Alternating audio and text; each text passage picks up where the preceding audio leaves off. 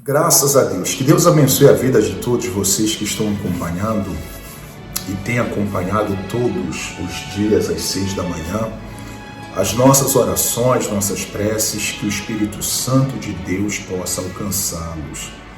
Eu continuo falando a respeito da descoberta do propósito, quão importante é saber quem você é aqui neste mundo e para onde você vai. Isso daí significa propósito de vida. Propósito de vida significa saber quem nós somos. Eu preciso saber quem eu sou. Eu preciso saber qual é o rumo que eu estou seguindo. Eu não posso apenas existir. Não. Você não pode apenas existir. Você está neste mundo com um propósito, com um objetivo. E quem descobre esse objetivo, então acha o seu propósito. E para que isso aconteça, uma das coisas muito importantes que nós temos que observar, sabe? É fazer um roteiro daquilo que até hoje, ou até então, foi ou foram nossas vidas. É fazer uma reflexão, é olhar da onde que você veio, aquilo que você passou, suportou, enfrentou, conquistou, é olhar, sabe, para aquilo que pulsa dentro de você, aquilo que te motiva, porque na maioria das vezes, meus irmãos, o nosso propósito, ele é construído em cima das nossas feridas. O propósito de cada um de nós é construído em cima de nossas experiências, exatamente, em cima de nossas experiências. Você pega, por exemplo, o exemplo de José, o sonho qual era? Ali se revela o propósito dele. Uma estrela que brilhava mais que as demais. E em cima disso, Deus foi moldando uma trajetória muito difícil na vida daquele homem chamado José. Uma trajetória muito difícil, uma trajetória composta, sabe, por humilhações, dores, sofrimento, decepções, e tudo isso foi moldando o caminho desse homem. Quando José finalmente se torna governador, vem cá me dar um beijo, minhas filhas aqui. Quando José finalmente dá o oi, Deus abençoe. Cadê a outra? Quando José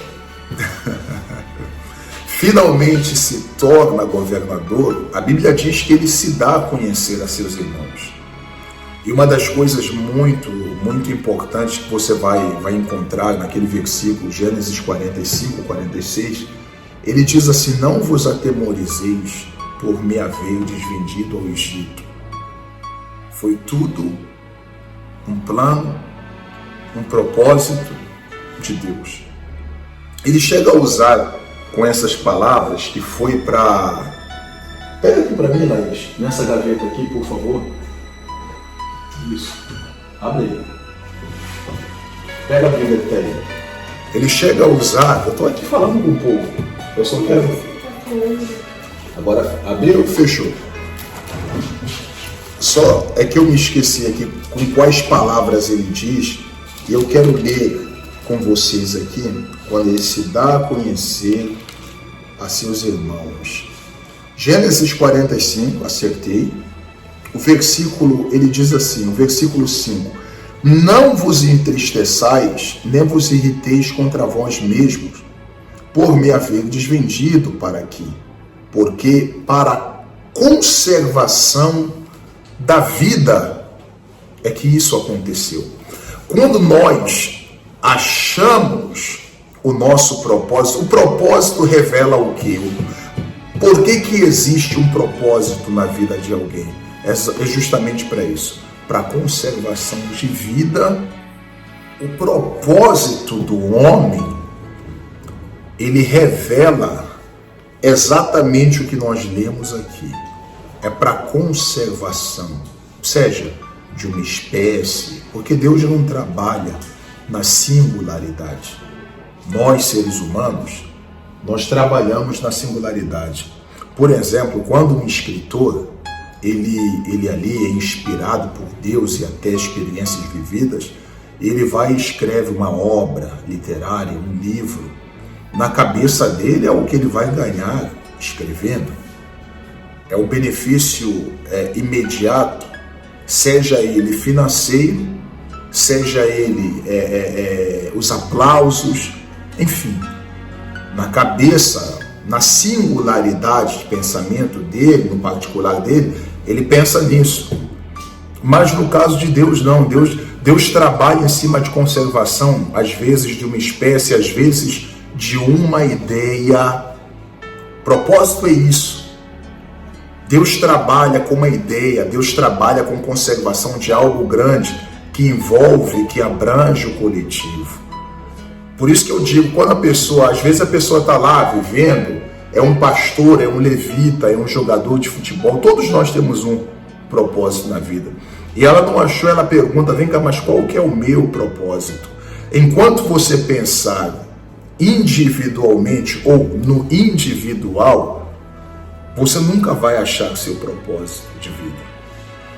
Agora, a partir do momento em que você começa a olhar para o coletivo, você vai entender aonde que reside, aonde que está o propósito da vida de alguém. Deus pega o particular, o individual, sabe, para impactar toda uma geração. José diz, olha, não vos entristeçais por me haverdes vendido. Foi para a conservação da vida que Deus me mandou adiante de vós. José nem olha para aquilo como traição, como sofrimento. Não, ele diz assim, Deus me mandou adiante de vós.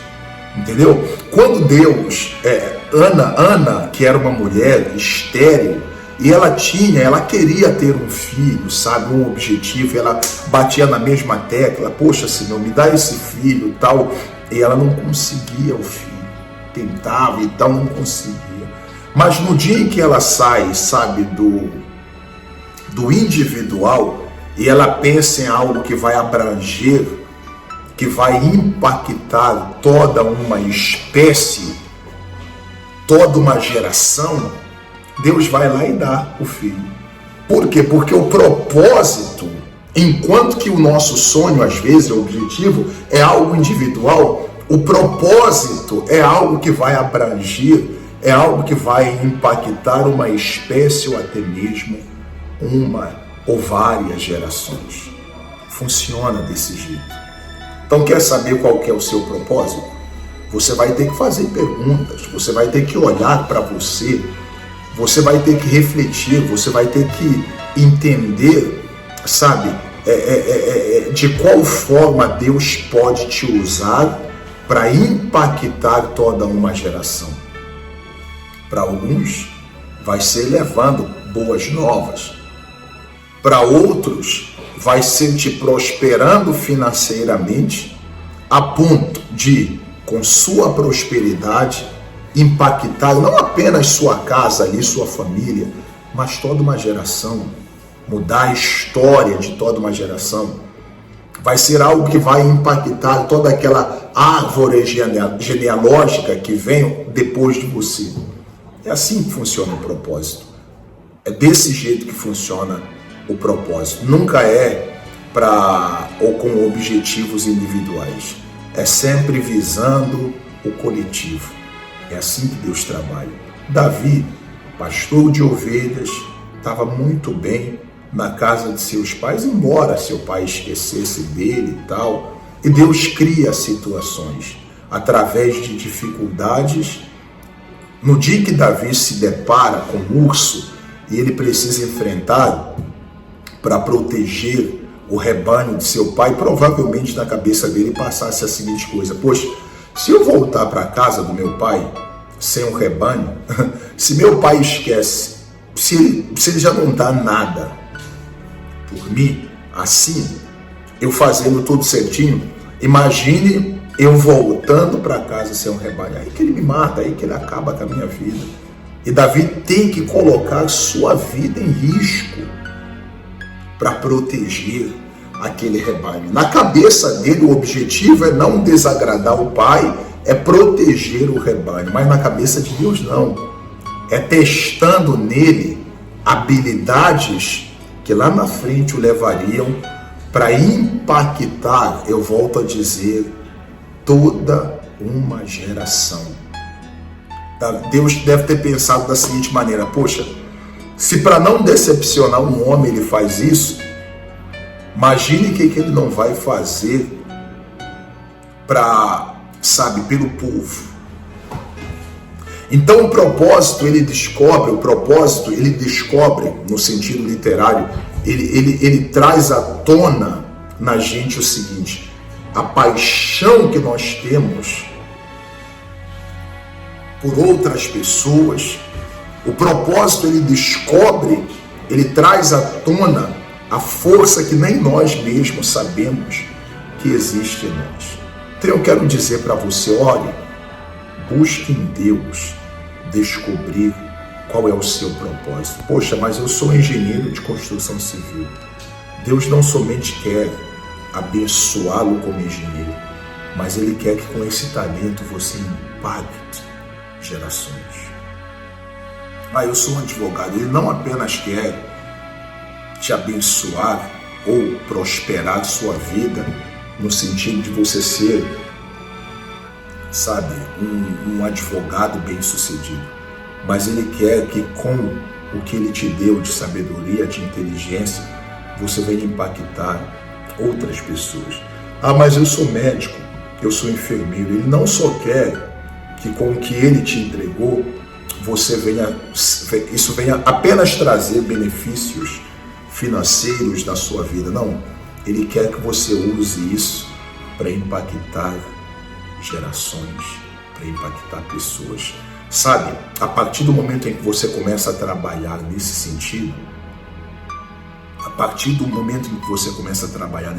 então aquela cortina que escondia seu propósito, ela é aberta e você começa a vislumbrar o teu propósito. Você começa a entender para onde que você está caminhando, para onde que você está indo. Eu espero que Deus tenha falado no seu coração. Eu sei que falar de propósito nós não conseguiríamos fazê-lo em 10 minutos. Mas nas próximas participações eu vou continuar falando a respeito desse tema. Espero que Deus tenha abençoado sua vida. Com imagens nossas da última oração que realizamos, é que eu me despeço de todos vocês, lembrando que quinta-feira agora, às 9 horas da manhã, como também ao meio-dia, eu quero estar orando por você, por esse caso perdido. Deus abençoe a todos vocês. Fiquem na paz em nome de Jesus. Fala, meus irmãos, a paz do Senhor Jesus, debaixo desse sol escaldante, mas de bênçãos. Eu quero profetizar uma bênção toda especial sobre a sua casa, sua família, sobre o seu lar, sobre a vida de seus filhos, e que tudo que você fizer tenha a mão de Deus ali, abençoando, orando, guardando, no nome de Jesus. Se você crê, diga que assim seja. O objetivo da nossa subida hoje foi para mais uma vez consagrar este azeite que eu quero entregá-lo nas suas mãos. A Bíblia diz: está entre vós alguém doente? Chame os presbíteros, unjam com óleo. A oração da fé salva o enfermo. Então você vai ungir aonde está a sua enfermidade. Talvez você diga assim: olha, mas a minha enfermidade, que isso daí é figurativo, não é necessariamente física ou uma patologia.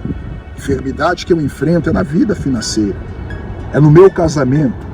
Você vai ungir e o poder de Deus vai se manifestar sobre a sua vida, tá bom? Senhor nosso Deus, Pai, uma vez mais, e agora orando para que o Senhor possa consagrar este óleo.